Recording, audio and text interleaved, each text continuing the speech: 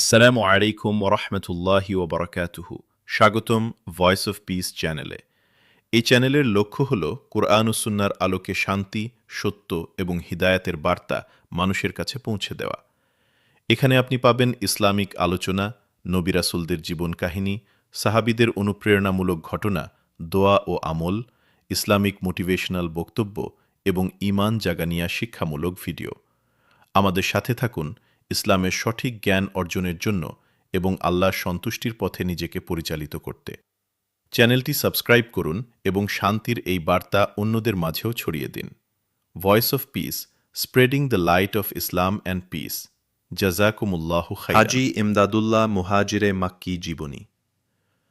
হাজী ইমদাদুল্লাহ মুহাজিরে মাক্কি রহমতুল্লাহি আলাইহ ছিলেন ভারতীয় উপমহাদেশের একজন প্রখ্যাত সুফি সাধক, পীর এবং ব্রিটিশ বিরোধী আন্দোলনের অন্যতম মহান নেতা। তিনি মূলত চিশতিয়া সাবিরিয়া তরিকার সাধক ছিলেন। দেওবন্দ আন্দোলনের মূল চালিকা শক্তি ও আধ্যাত্মিক প্রেরণার উৎস ছিলেন তিনি। নিচে তার সংক্ষিপ্ত জীবনী তুলে ধরা হল। জন্ম ও বংশ পরিচয়।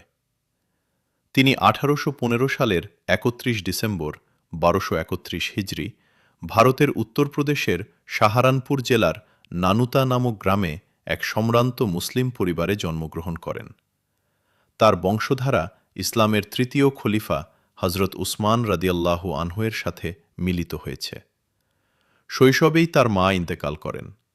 শিক্ষা ও আধ্যাত্মিক সাধনা। প্রাথমিক শিক্ষা।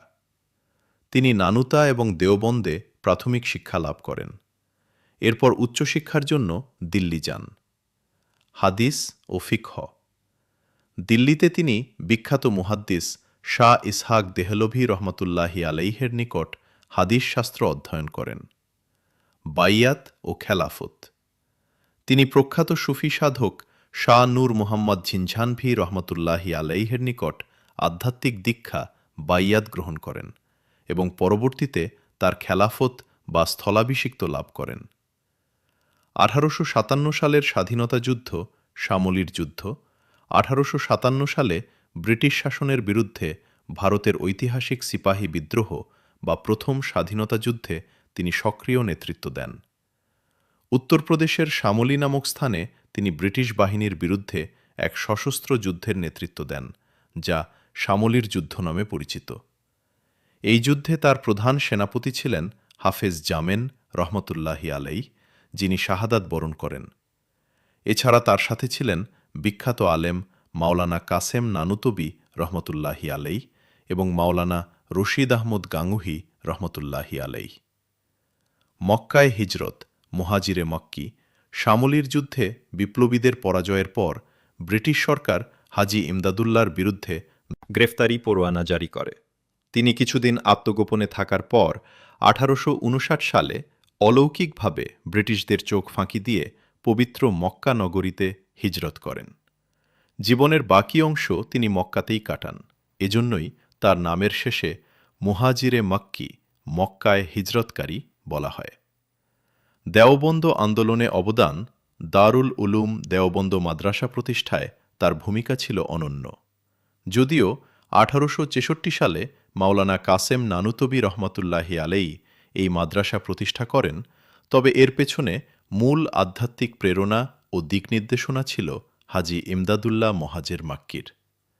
উপমহাদেশের তৎকালীন প্রায় সব শীর্ষস্থানীয় আলেম, যেমন মাওলানা রশিদ আহমদ গাঙ্গুহি, মাওলানা আশরাফ আলী থানভি, মাওলানা মাহমুদ হাসান দেওবন্দি তার নিকট আধ্যাত্মিক দীক্ষা ও মুরিদ ছিলেন।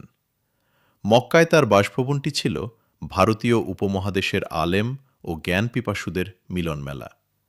বিখ্যাত গ্রন্থসমূহ তিনি ফার্সি ও উর্দু ভাষায় বেশ কিছু মূল্যবান কিতাব রচনা করেন, যার মধ্যে উল্লেখযোগ্য: 1. ফয়সালা হাফত মাসআলা, বিভিন্ন ধর্মীয় মতভেদ নিরসনে লিখিত। 2. কুল্লিয়াতে ইমদাদিয়া। 3. জিয়াউল কুলুব, তাসাউফ বা সুফিবাদের উপর। 4. নুরুল ওয়াজুদ। ইন্তেকাল এই মহান সাধক ও স্বাধীনতা সংগ্রামী 1899 সালের 18 অক্টোবর 1317 হিজরি 84 বছর বয়সে পবিত্র মক্কা নগরীতে ইন্তেকাল করেন। মক্কার বিখ্যাত জান্নাতুল মুআল্লা কবরস্থানে তাকে দাফন করা হয়।